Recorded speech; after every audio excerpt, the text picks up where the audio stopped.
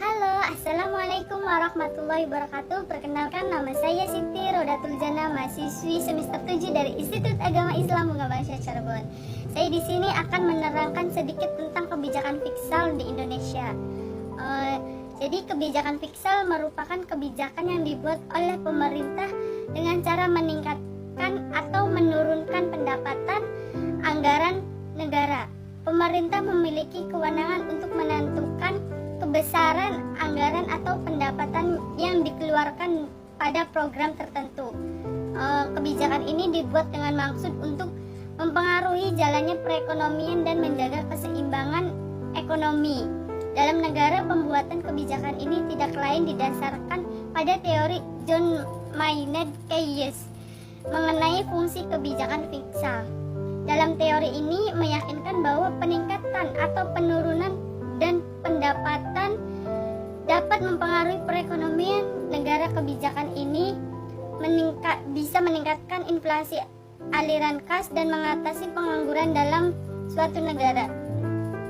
Melalui kebijakan ini, pengeluaran agregat dalam ditingkatkan bisa berdampak pada nasional dan tingkat penggunaan tenaga kerja. Selain itu, permintaan untuk mengenai jumlah produksi barang dan jasa pada tingkat tertentu juga bisa menjadi tolak ukur keberhasilan negara.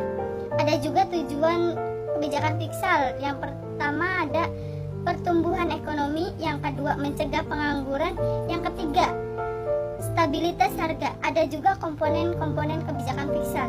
Yang pertama kebijakan perpajakan, yang kedua kebijakan pengeluaran, yang ketiga kebijakan investasi dan investasi, yang keempat pengelola utang surplus. Jadi selama pandemi COVID-19 sebenarnya ada cukup contoh banyak pada penerapan berbagai jenis kebijakan fiskal. Apalagi meningkatkan pandemi bukanlah situasi yang bisa diprediksi.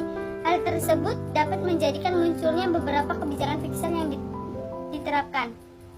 Yang pertama contohnya menaikkan anggaran panganan situasi pandemi COVID-19.